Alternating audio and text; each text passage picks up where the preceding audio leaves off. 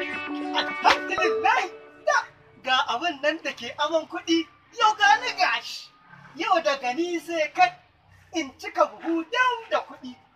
Masara na zo auna abin yau.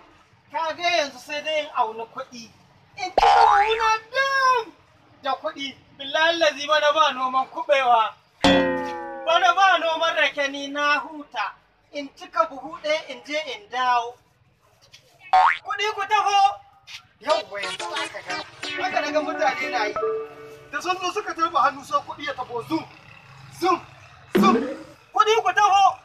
A ka ga gona uba to yau bari in canza wannan wurin mu. Kuɗi ku taho. Barka ne. Malam da Allah yana biya ne? A biya ni ma su na zo ni ma na ga ba kowa dai nake bi na. Kuɗi ku taho. Ko ba haka ake cewa bane mai gida?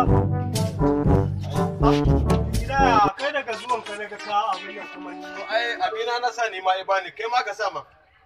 Dole sai mu tuna da wannan. Shekara da wannan. To billahi lazi sai dai mu raba.